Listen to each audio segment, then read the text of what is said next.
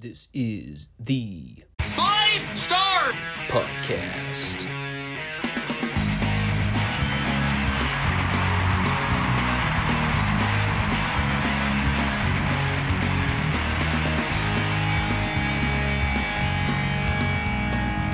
Let me talk to you.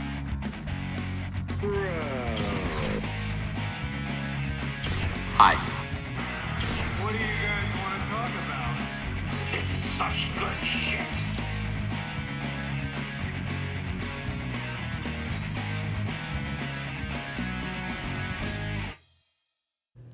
Thanks, guys. Back to you. There's no time. We must begin the reviews immediately.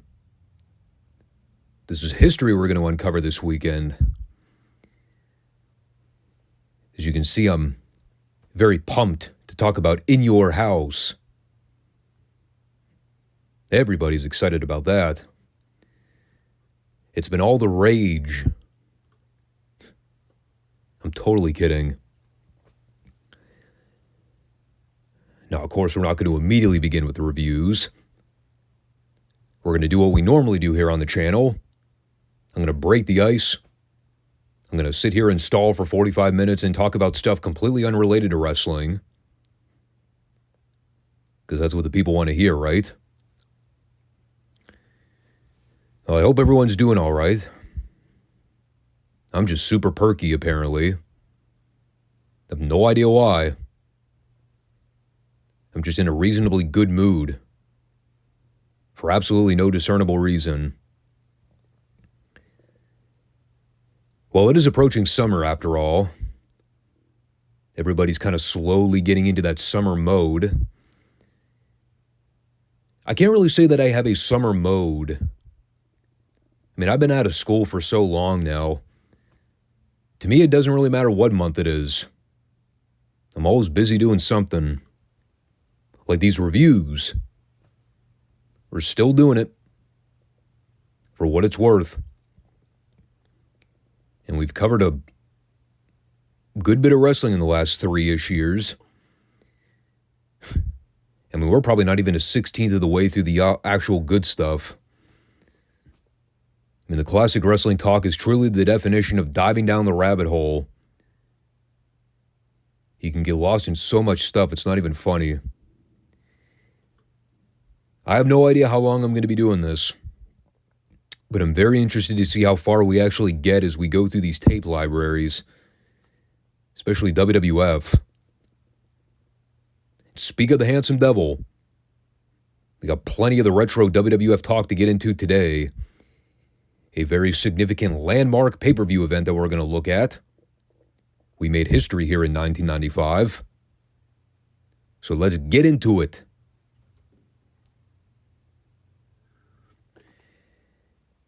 So it's WWF In Your House. And the drinking game is quite simple.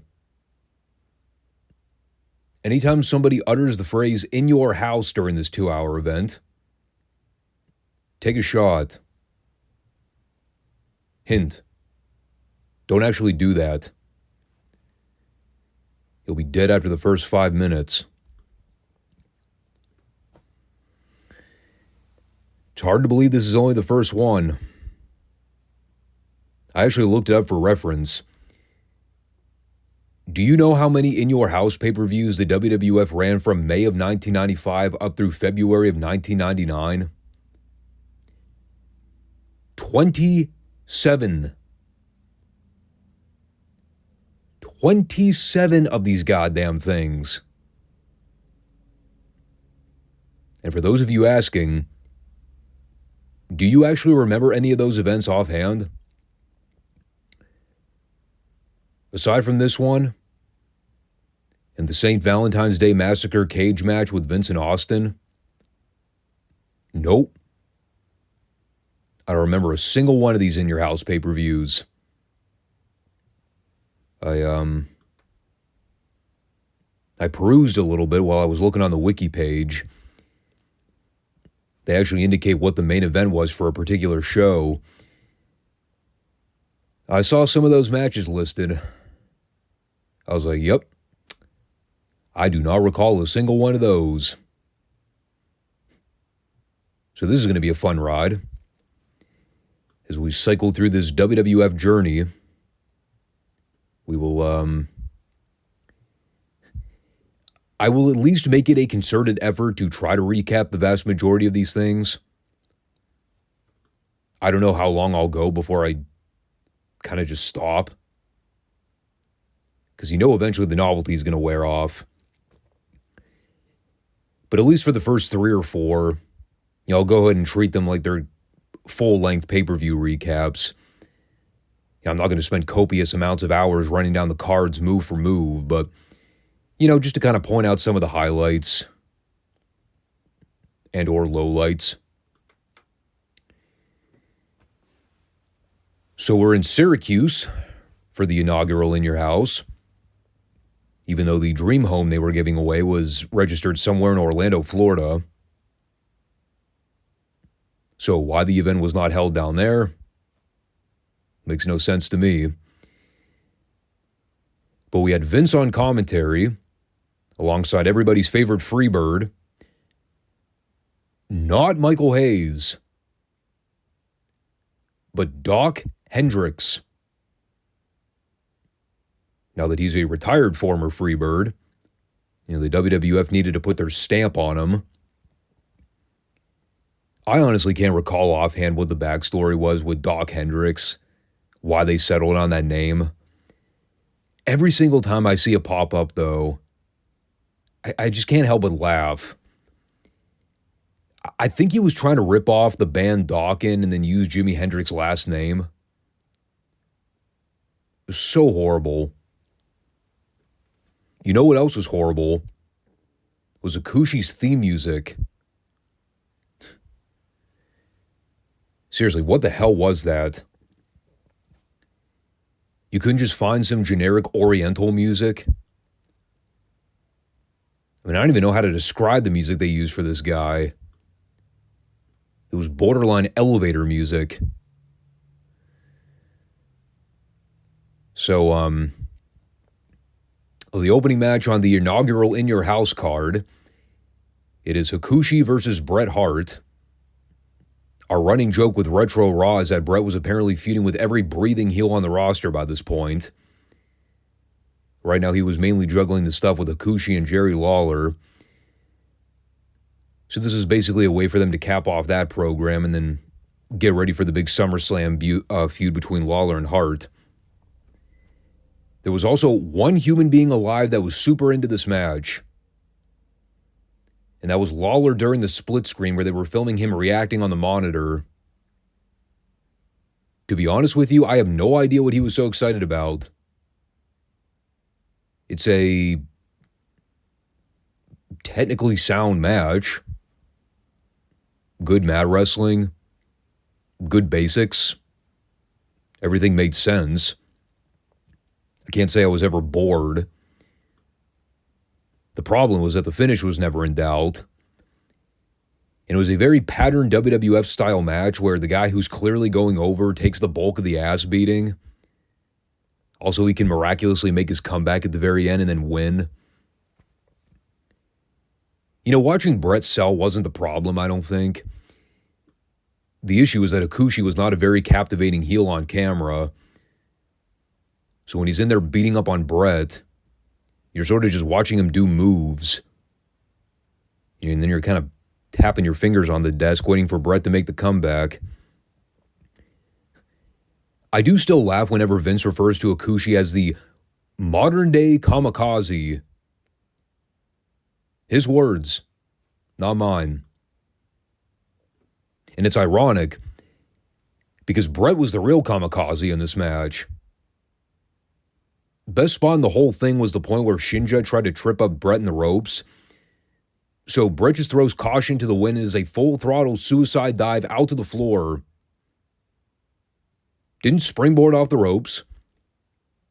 Didn't check to make sure his feet would actively clear the middle ropes. Just fucking lawn darted himself out to the floor and let gravity do the rest of the work. And both guys also did that vaulting suplex over the top rope where they both took the bump out to the floor. I'm amazed how rarely guys ever got hurt doing that move. And they did manage to get the people into it by the end. You know, Kushi did the big moonsault plancha onto Brett onto the concrete. The Melter cucks creamed themselves over that one, I'll bet. Then a few seconds later, both guys did the waist lock exchange until Brett managed to roll through on Hakushi and get the pin. And then they set off the pyro in the building like the guy just won the world title at WrestleMania 10. But of course, this was only part one of Brett's adventures on this event, because then he had to go out and face a fresh Jerry Lawler a few segments later. We'll talk about how that all went. Again, it was a fine pay-per-view opener. Wasn't blow-away. Wasn't anything you were going to remember 6 months after seeing it.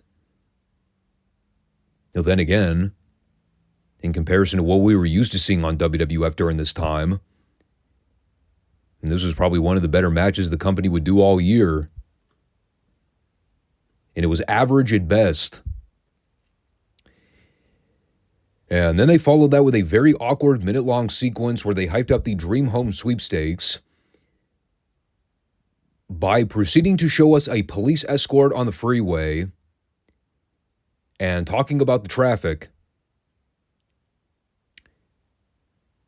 I'm not kidding. That is exactly what happened. And then whatever the woman's name was, she then tried to read off some locations of all the submissions for the contest. And upon getting interrupted by Double J, she then immediately stopped her train of thought so she could pitch back to the commentators.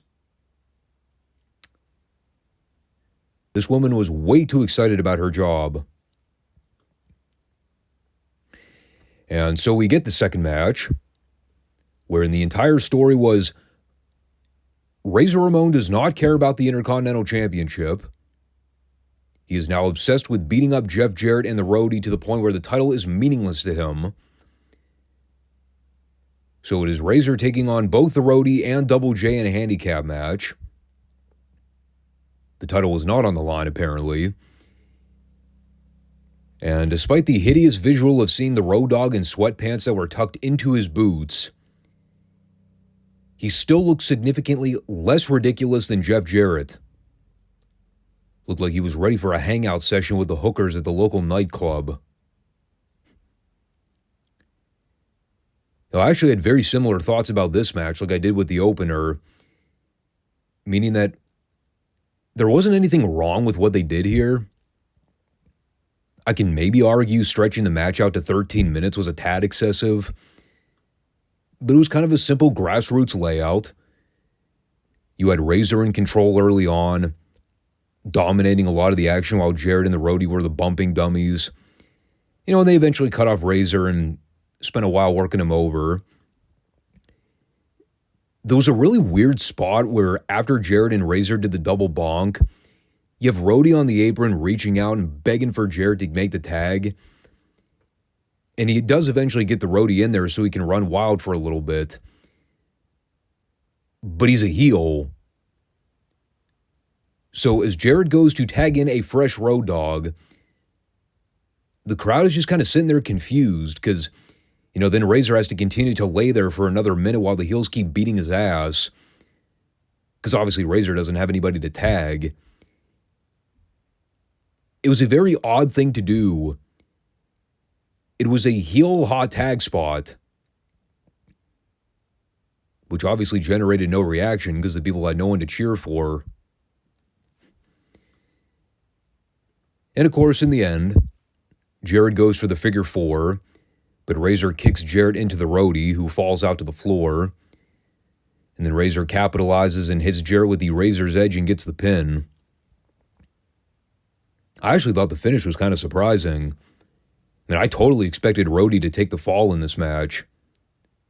When Jarrett did the job, I was like, well, that's interesting. Not what I was expecting. And it's kind of an awkward phase we're about to enter into with Jarrett and the Roadie. Because I'm pretty sure by like mid-96, isn't Jarrett back in WCW working with the Horsemen? And I forget what happens with the Road Dogg. Like, he doesn't actually debut with that gimmick until sometime in 96, from what I remember. So yeah, a few months out from this point, I think both of these guys are pretty much gone from the company. And then they come back within like a year's span working completely different gimmicks.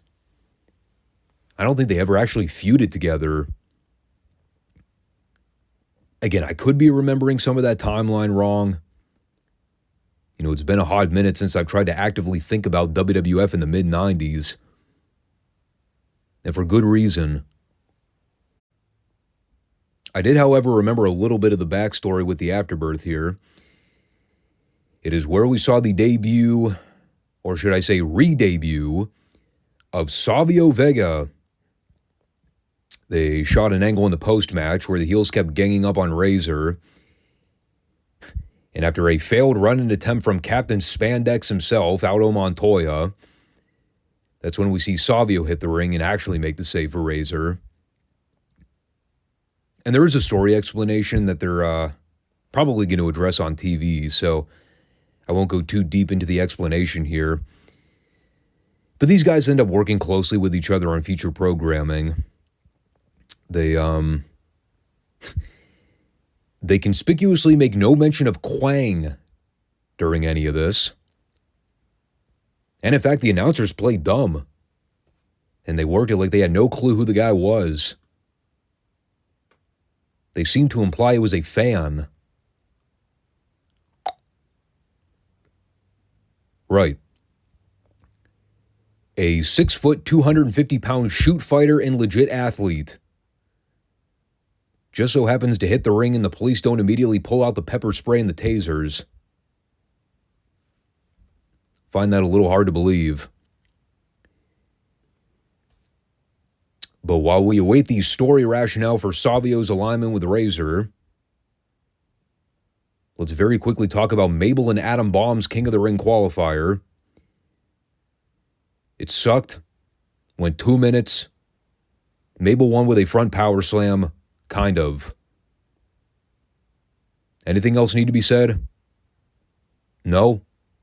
Good. We'll move on. Which brings us to the WWF Tag Team Championship match. It's Owen and Yoko defending against the Smoking Guns. After that grave miscarriage of justice the other week, having to watch Bart fucking Gunn score a pinfall over Owen. At least they turned around and made the right booking call here. As depressing as it is watching Yokozuna at this stage in his career, he's still more agile than fucking Mabel. I mean, it was a fairly concise in-and-out TV style match. I don't know if they kept it short on purpose.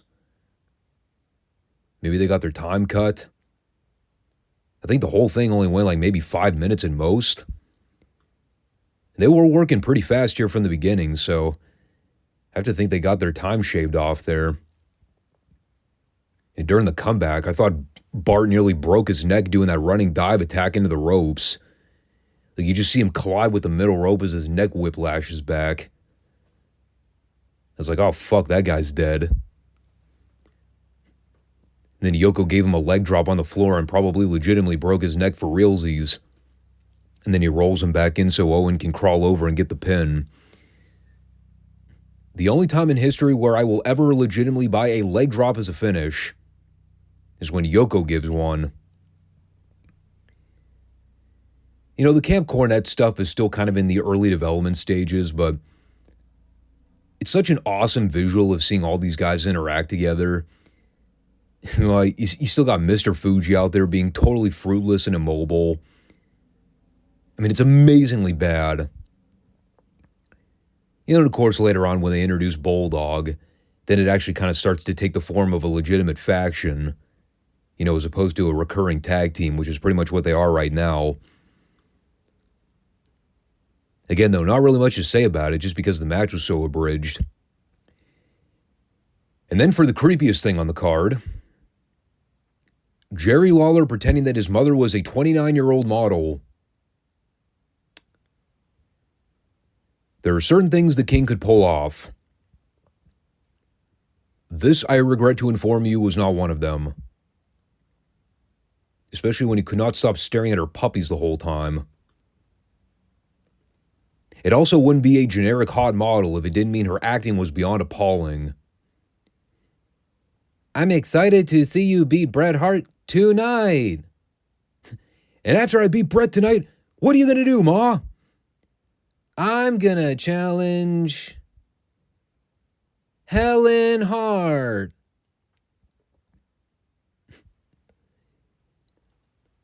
You could tell she struggled so hard to fucking remember who Helen was.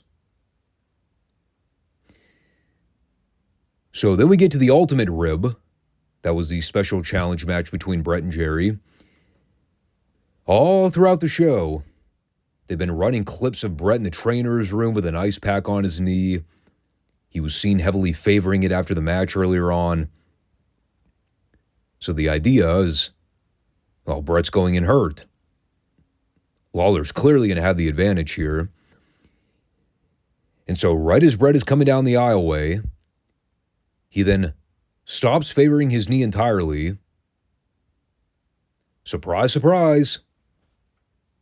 He was pulling everyone's leg the whole time. He wasn't injured.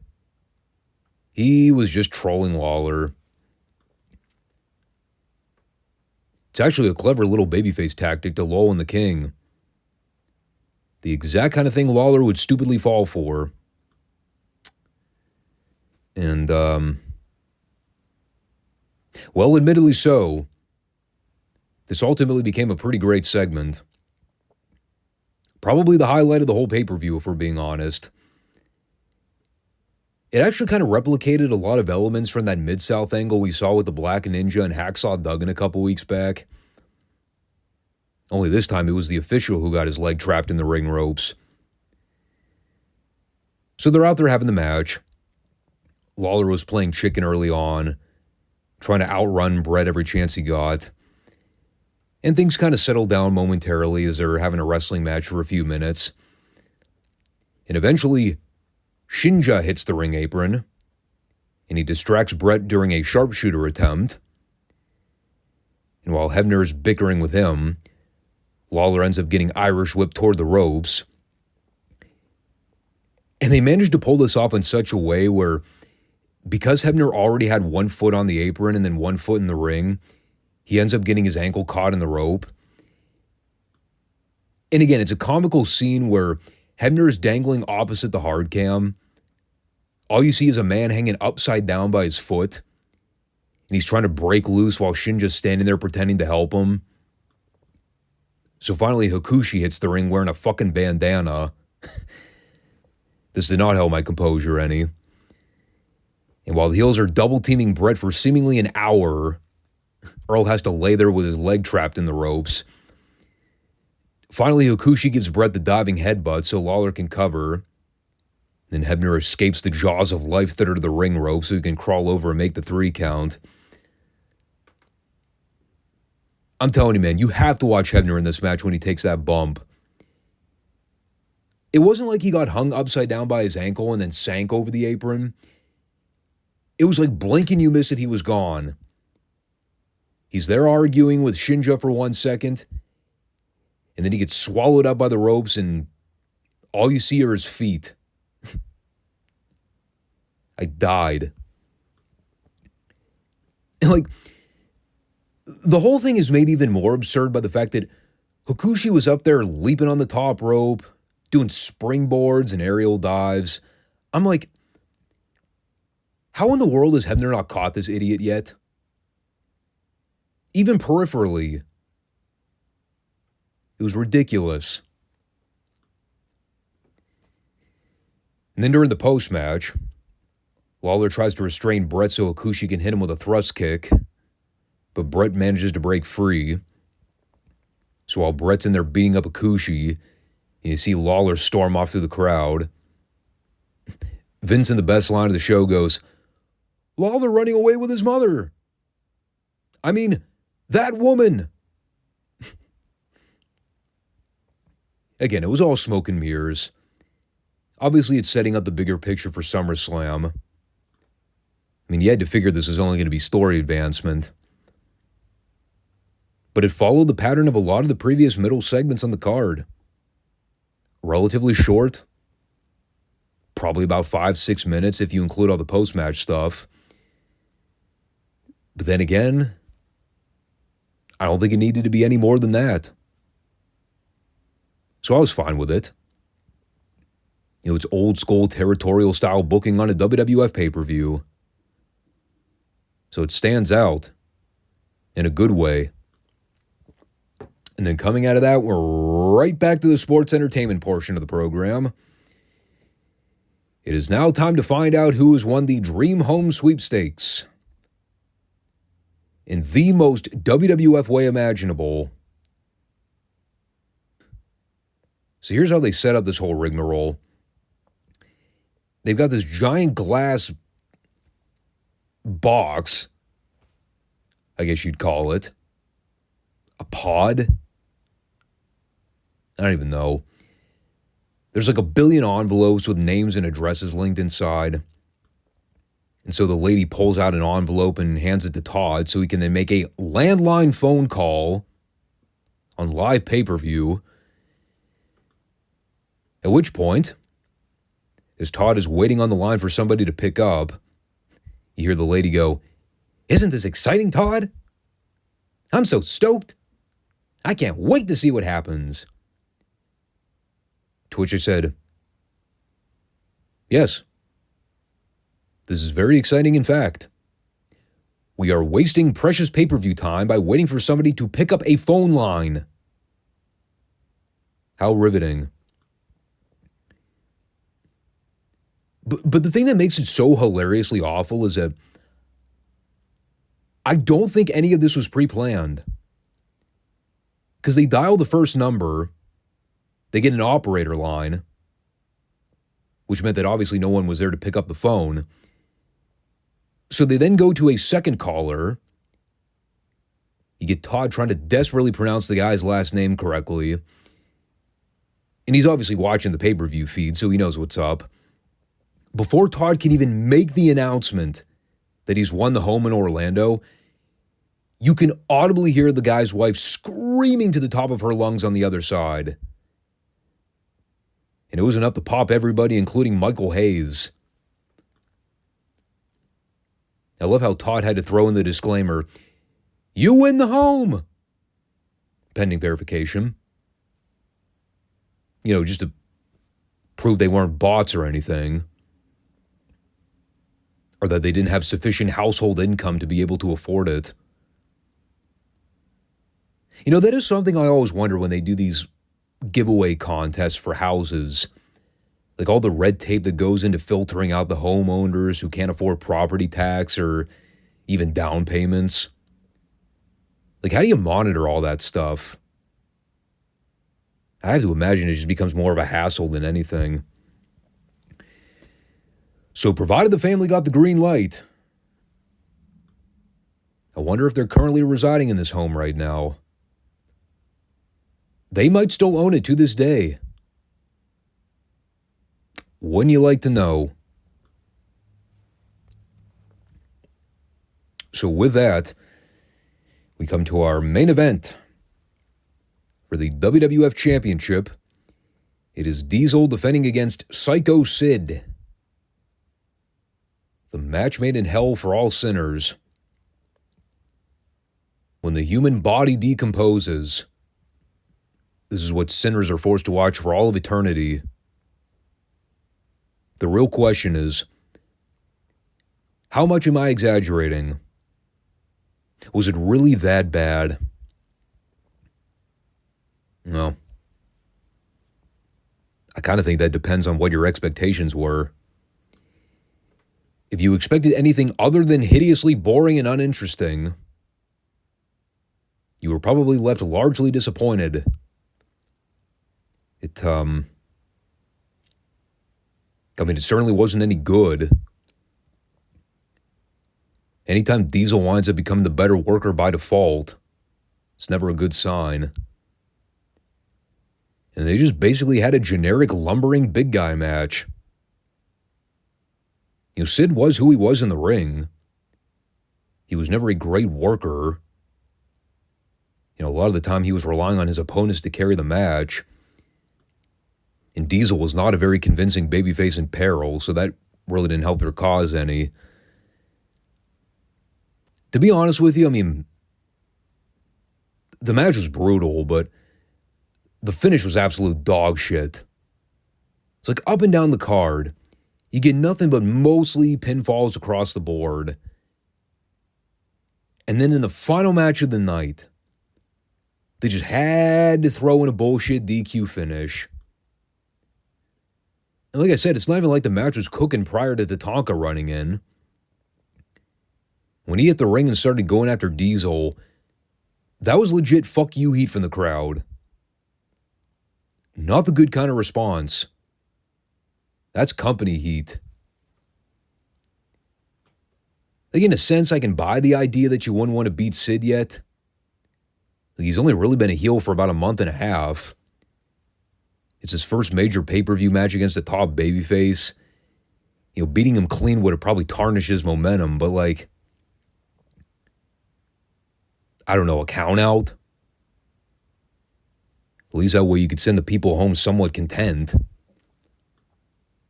Instead of just having the corporation run in and attack the babyface champion for the DQ because he was about to win anyway. The whole main event picture is a hot mess. Their top babyface world champion is drier than a nun's twat. They got no credible top heels. They're about to try to artificially make one out of Mabel in about a month. That does not go well. Obviously Shawn is still gone for at least a brief period of time. Stay tuned for the Raw review. But really the only thing they got for Diesel right now is feuding him with the corporation. And they just recently turned Bam Bam babyface, so the workhorse of that original heel faction no longer exists. Now they got Sid as the top heel. It's just a disaster, man.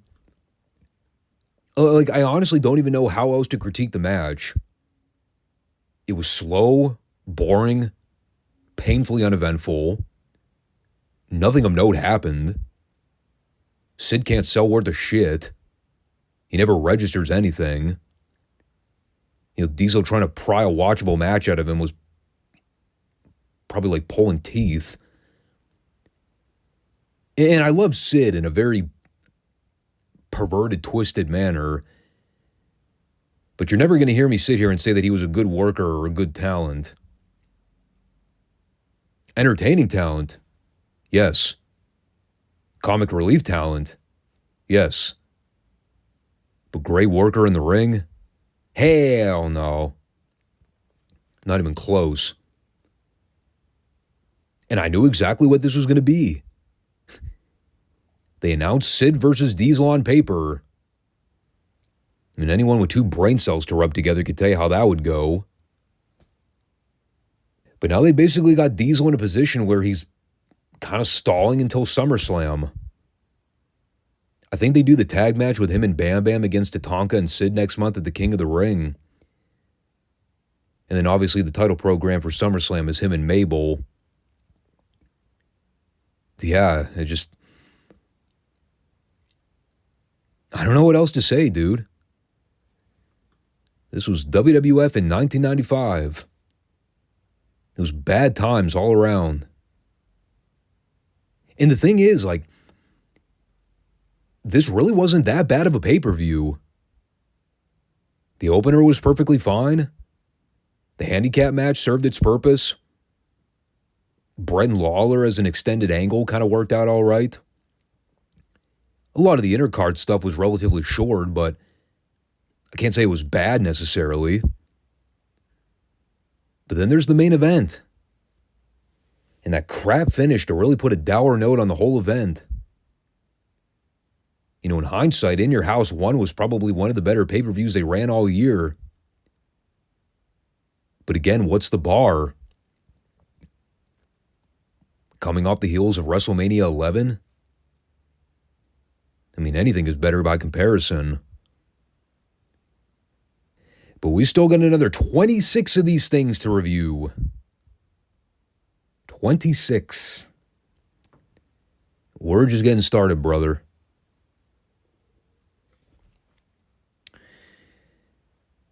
But for now, we'll turn things over to Monday Night Raw the following evening. The Fallout edition from the first In Your House pay-per-view. Oh, by the way, just to follow up on the joke about how many times they actually said the phrase "in your house" during that event. I stopped counting after about 30. And now they are basically moving right along to the King of the Ring hype. And we were practically at the point with WWF now where they're basically going to have some type of pay-per-view event every month. If it's not the Big Five, so Rumble, Mania, King of the Ring, SummerSlam, Survivor Series, it's going to be another In Your House. So they really only have like 4 weeks in between all these events to build up any kind of card.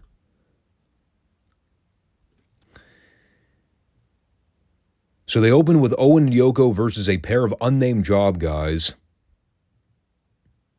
I always love when the geeks are so useless they can't even get graphics. The highlight of the segment was Cornette admonishing some kid in the front row by going, "See what happens when the fetus doesn't get enough oxygen?" At which point they put the camera on the young kid he was berating. And, hate to say it when a bad guy's right, but I think I see where Cornette was coming from. Yokozuna looked like he somehow gained about 90 pounds since the previous night.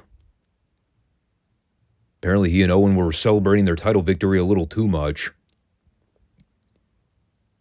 Like just him standing on the apron, he was sweating like a broken faucet. I mean, it was just a basic squash to give him a win. Yoko got the pinfall using a Uranagi slam. And then he proceeded to continue to lay on the job guy's face while Owen was holding up the tag belts. Even Vince has to keep mentioning the fact that Yoko's size continues to grow and grow with each passing month. But see, the issue is, he is trying to sell it like it's a good thing. I'm like, was this still before they actually sat him down and expressed genuine concern over his weight? Because there is that period where they eventually send him home, right?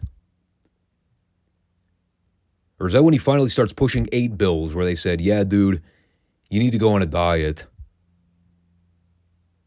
God. I mean, I hate to rag on it because, like, you know, it's a tragic story. I don't know, like, you watch the guy just breathe and it makes you wince. I can only imagine what he was going through at the time. So then we come back for a King of the Ring qualifier. Well, actually, first, we had a Max Payne guitar performance, followed by a squash win over Iron Mike Sharp. And then we had the King of the Ring qualifier.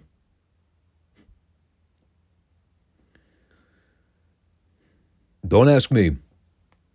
I just report on the shit. I don't book it.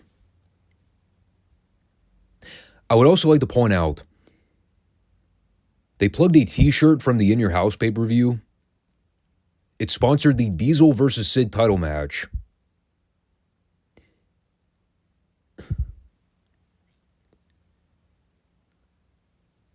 There's no way on God's green earth anybody bought that fucking shirt, right? If I would have seen any wrestling fan in 1995 wearing that t-shirt, sponsoring the Diesel Sid title match from the night prior, I'd have confronted them and told them to remove that shirt immediately. Even the most die-hard WWF advocates could not have confidently worn that shirt in public with a smile. I refuse to believe it. And you know what's funny? It was still probably better than the qualifier we saw here. Mantar versus Bob Holly, a.k.a. the race car driver versus the human dinosaur. I mean, it resembled a race car colliding with a dinosaur. By that, I mean it was a glorious train wreck. There's a spot here that I had to watch back like 5 times in a row just to try to figure out what the hell they were even trying to do. I couldn't figure it out. Holly does a leapfrog so that Mantar can charge to the other corner. When they finally meet up at the center, they stop. Time freezes. Holly then tries to call an audible by applying a waistlock and a headlock takeover. And then Mantar just grabs Bob Holly and he gives him a big old hug. I'm not kidding. You probably think I'm bullshitting right now. I'm not. Mantar got so lost here, he proceeded to stop wrestling so that he could grab Bob Holly and hug him. Not aggressively, just like a casual wrap of the arms around the neck. The I love you man grip. Fucking horrible. So Mantar is beating on Holly. The segment is slowly dying a death. I'm fucking pleading for this match to end. Finally, Holly makes his comeback. He gets a near fall off a missile dropkick. Then he wins with a crossbody dive a few seconds later. After Hebner gives the fastest 3 count in the history of fast counts. Even he saw the writing on the wall. He wanted this thing to be done and over with. I'm pretty sure that's the first job Mantar ever did. How humiliating for his career. Having to lose to Sparky Plug of all people. Thank God for small favors, though. I'd much rather take Bob Holly in the tournament over fucking Mantar. And we're already going to be dealing with enough big lumbering guys in that tournament. So then we eventually came back for a special Bob Backlund announcement. They were hyping this up throughout the show. What did Backlund have to say? What was the grand, groundbreaking announcement? Well, to tell you the truth, I'm still not entirely sure. He spent about 5 minutes talking about significant events in world history. He used a lot of sophisticated adjectives from the English dictionary, many of which were quite random and very out of place. I believe at one point he referenced the Kennedy assassination as taking place in December of 1963.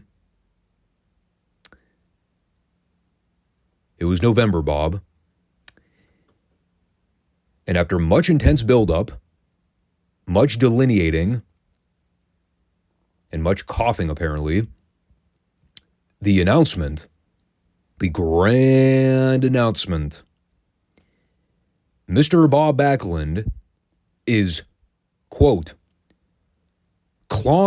contemplating running for President of the United States.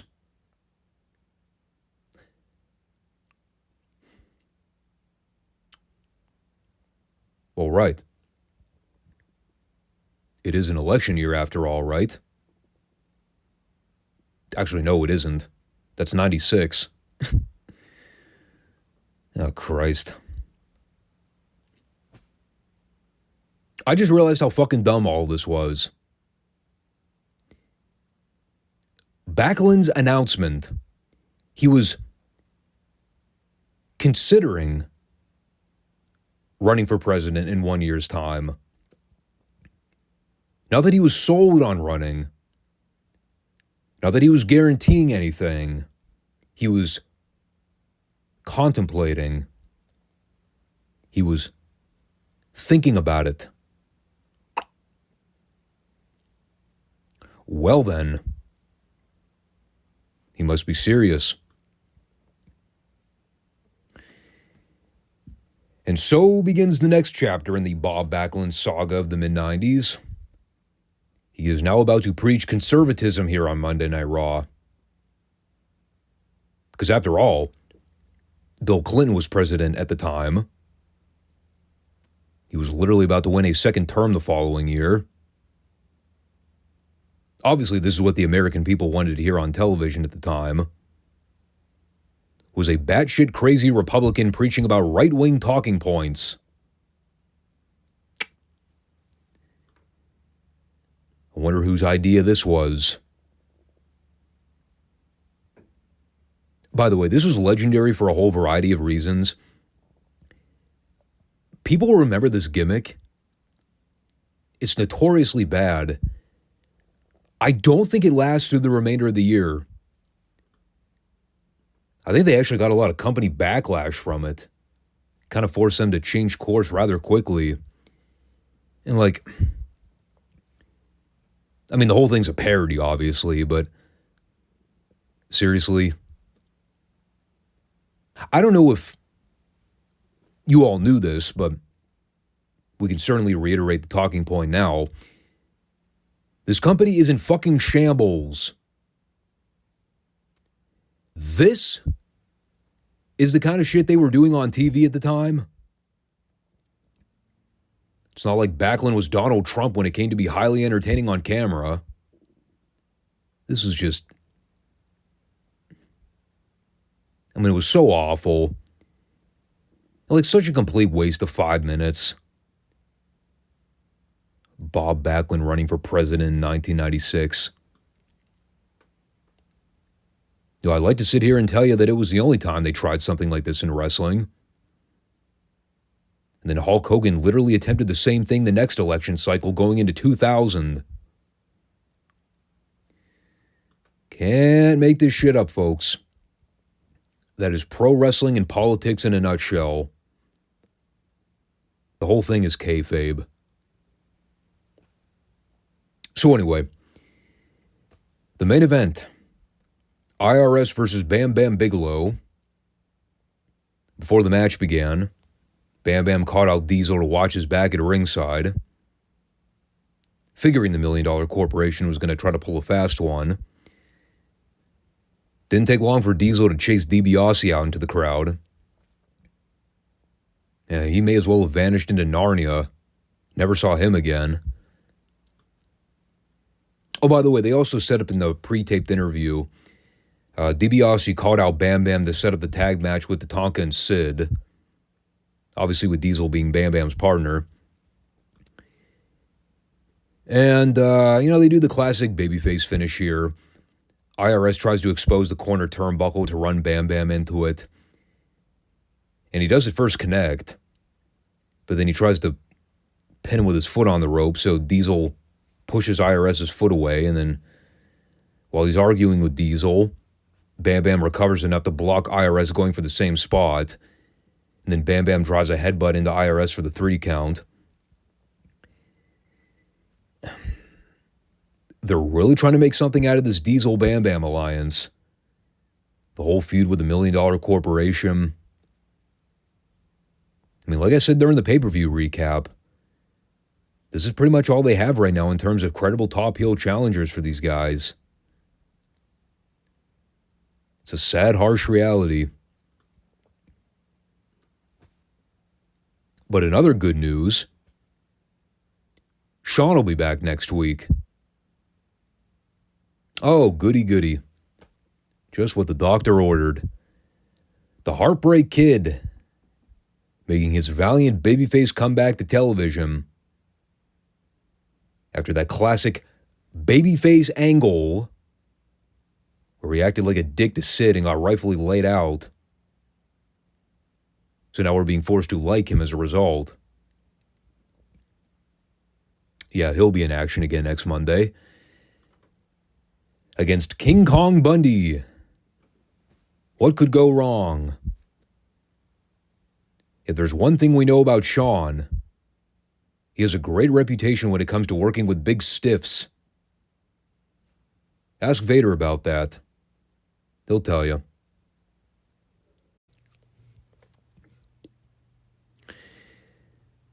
So last we left off with NXT, they had essentially wasted our time with a 20-minute battle royal that never had a winner, and that bled over into this week. Their main event was to determine who the real challenger would be for the NXT title. It's, it's kind of the same thing we've been talking about with a lot of these shows. You've got a fairly decent main event title picture right now. And then there's everything else on the card. They got about 2 weeks before the TakeOver event. And right now, the driving force for that show is the NXT title. Everything else is subordinate by comparison, and it's not even close. Not to mention, man, I forgot just how some of the character dynamics were truly out of whack around this period. I mean, you take a look at the opener. It's another Ascension squash. This time they actually faced a pair of job guys who would soon become recognizable names. They faced Buddy Matthews and Elias Sampson. And after the Ascension win, they get on the microphone and pretty much state the obvious without bluntly stating the obvious. The competition here sucks. We're bored. We've killed everybody in our path. And we want fresh blood. So unsurprisingly, that brings out the other tag team on the roster.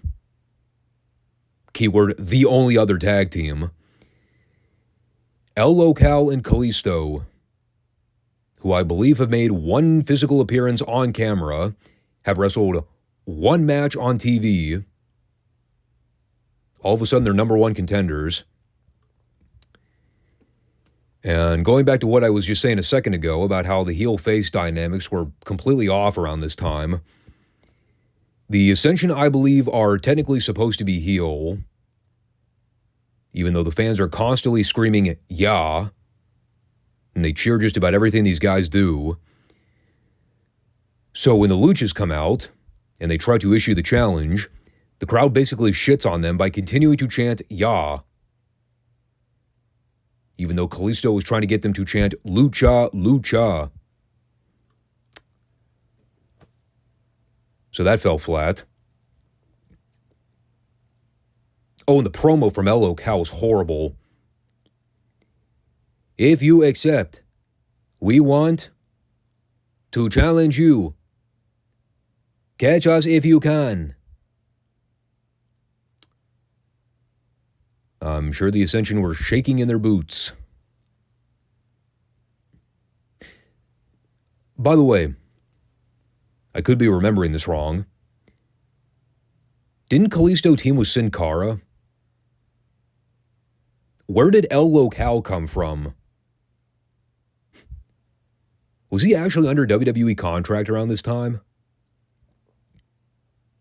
I don't think I remember seeing him make one main roster appearance. Kind of had that Dom Mysterio physique going on. No muscle tone, no body definition. He was very tall. That's about it. So yeah, that is the tag title program, apparently. I'm having a hard time buying the Lucha Boys as credible challengers right now. So following that, we had a quick Sami Zayn interview with, as I wrote down here, the new Devon. They replaced one robotic hot brunette with another hot robotic brunette. I believe her name was Veronica. Yeah, I'm sure she was around for a cup of hot Joe before they canned her. So anyway, Sami talked about the three-way later on. Says that he has a reputation to obsess over things. He's been gunning for the NXT title for months, and he's let multiple opportunities slip through his fingers. And he's not going to let it happen again.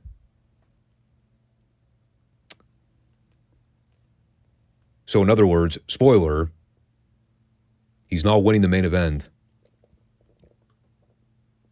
in case you haven't been following the Sami Zayn timeline throughout 2014.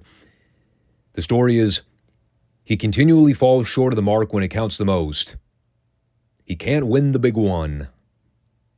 He's a loser. The classic underdog tale. And ain't that something? The people seem to rally behind it when ass-kicking machines beat people up and leave them for dead. Because they win matches. Funny how that works. So then we had another round in the Divas Championship tournament. This time it's Charlotte versus Alexa Bliss. I was prepared to call this the second worst girls match of all time. Only slightly trailing behind that Alicia Fox-Alexa Bliss match the other week. Instead, I could merely just call this one boring. They basically had Charlotte go out there and beat the shit out of Alexa for like 10 minutes until she finally won with natural selection. If it was a 10-second match and Charlotte won, probably would have been fine. Instead, they said, let's drag it out for 10 minutes and lull the people into a coma. Which is exactly what happened. I was like, half expecting Bliss to at least make some kind of valiant comeback. Put up some kind of fight. Nope. She just got demolished and beat flat. Way to put over Bliss after that upset win the other week. Just send her out the following week to get squashed and destroyed. No wonder nobody ever got over in the company during this time. So let's see. What other immaterial garbage happened on the show that I don't want to spend time talking about? Well, Mojo Rawley beat Aiden English. That was the thing that happened.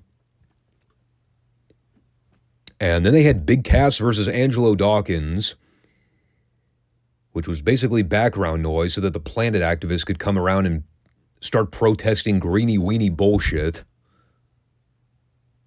CJ Parker, for those still wondering, yes, he's still around.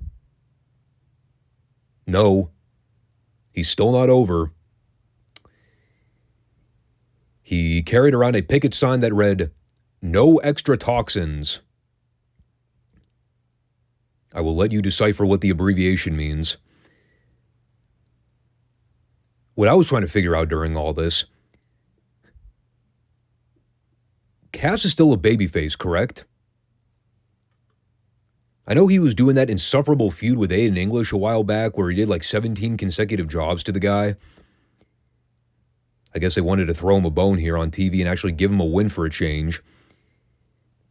But he worked the entire thing like a King Kong Bundy squash. He's grabbing at Angelo's face, using a lot of illegal holds in the corner, being overly aggressive to the point where even the ref was getting in his face about it. I was like, what was going on here? Were they contemplating turning Cass heel and then never followed through with it? I know Enzo is still injured. I mean, they must have thought that he was going to be out for a lot longer than initially slated. Well, Cass won with a spinning side slam. It was kind of like a boss man slam, but he did it from a standing position instead of throwing Angelo into the ropes. I know, cool story. I've spent way too much fucking time talking about this match. It was not that noteworthy. What was noteworthy, however, was the segment that followed. We had Bradshaw in the back with Bo Dallas, and Bo's got fan mail from all his Believers across the world. I guess that includes people from Singapore and, I don't know, Peru. But they want Bo to get another title shot. So JBL takes one look at the envelopes, and he tells Bo to hand them off to CJ Parker so he can recycle them. That was a good line. I mean, Bradshaw's like, dude, you had your chance. You lost. I'm not just going to stick you in a three-way or hand you a title shot on a silver platter because a couple of marks think you deserve it. But he does offer Bo a chance to earn a title shot if he can beat his next opponent. But there's a caveat. If he loses, he leaves NXT for good. And this part of the segment was weird. JBL tells Bo that he gets 5 guesses to figure out who his opponent is. And after Bo wrongly guesses John Cena, JBL just blurts out, "It's Big E." Shouldn't Bo have received 4 more opportunities? Well, anyway, that's the stipulation. It's win or go home for Bo. I guess you could say it's win or Bo home. I'm sorry, that was terrible. So he's going to wrestle Big E. And if he can't win, then he's done. He's gone. Translation, you go to the main roster and get buried by Vince. Hey, lo and behold, it worked out perfectly. All seriousness, though, the interaction here was pretty good. I love the whole overly confident attitude with Bo, where he's so convinced that he's hot shit. Even when his NXT career is on the line, he's so confident he's going to win. He really believes in the smell of his own wet farts. It's kind of glorious.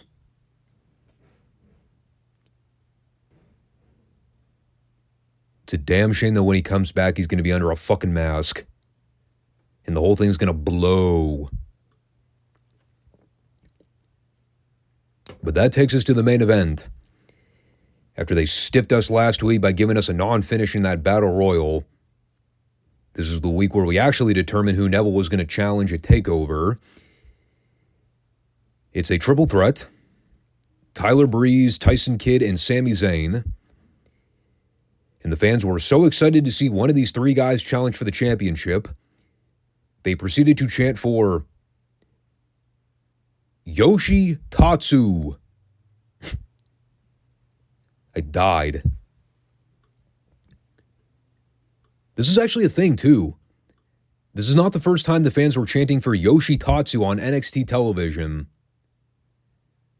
Why was this guy over 10 years ago? I don't remember a single thing about Yoshi Tatsu in WWE. But he's like the most over babyface in the entire company. Whose Cheerios did that guy piss in? You don't hear too many people talking about Yoshi Tatsu these days. So I guess this would be the part of the show where I inform you of how much I hate multi-man matches. If you follow me regularly, you know my stance on 3-ways and 4-ways. I'm not going to rant and rave about that here. To be honest, I didn't entirely hate this match. I actually thought it was pretty good, all things considered. You know, the one thing they did right here is that they didn't revert to all the classic tropes with multi-mans where you get guys laying on the floor for extended periods of time, waiting for their cue to hit the ring. I mean, you had a couple moments where guys were out selling on the floor.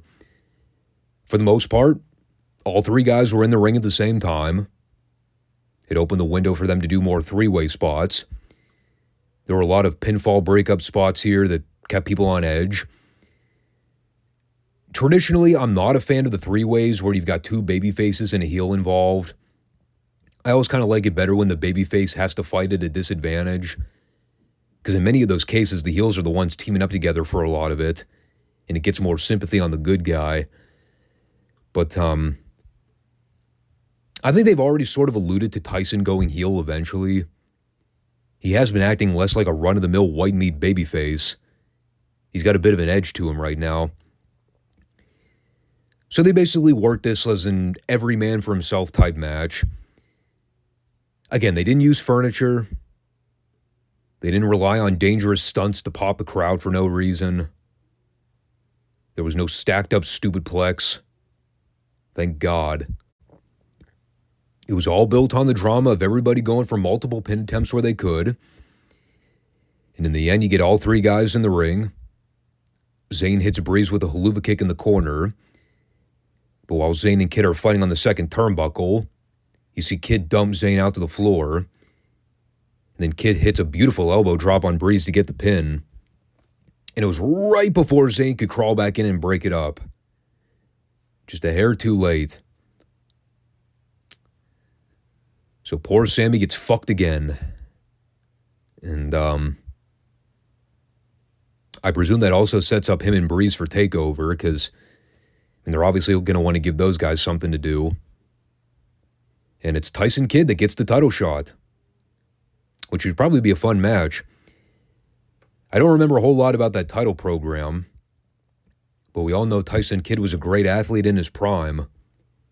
You know, it's unfortunate the way his career tragically came to a halt.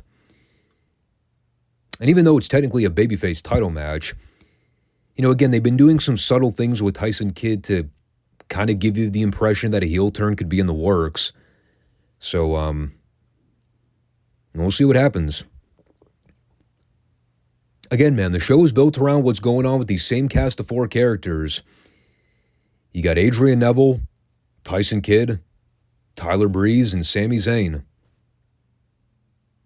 Those are your core members. Your four main wheels that are operating the machine. And the rest of the talent pool is just a sea of directionless bodies. And we're still about a year away from them pumping up NXT by bringing in all the indie darlings. Or Hunter's going out there and raiding the indie circuit of all the top guys. I know Kevin Owens is the next big name to jump ship eventually. I think he eventually comes in right before the end of the year.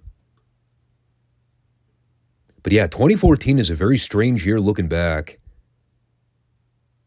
I think one thing we can all agree on, even if you want to argue how good or bad the takeovers still hold up after all these years, the TV shows do not hold up. They are rough. Very rough to sit through. They're like 30-minute programs with about 10 minutes of network infomercial plugs, 10 minutes of meaningless squash filler, and maybe 10 minutes of actual valuable content. I mean, if I really wanted to, I could probably just skip to the main event for most of these shows and leave everything else untouched.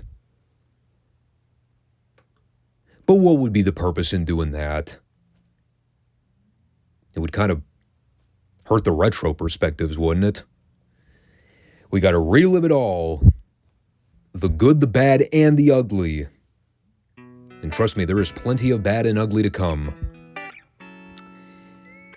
But, yeah. That rounds out this Monday edition of the podcast. So, again, always feel free to chime in and leave your comments. I always appreciate people coming to check the show out, whether you're watching on YouTube or Rumble. Again, make sure you comment, subscribe, like the show. Follow us either on YouTube or Rumble, depending on your preference. And catch you guys on Friday for more of the classic reviews and all the fun stuff ahead as we approach the summertime.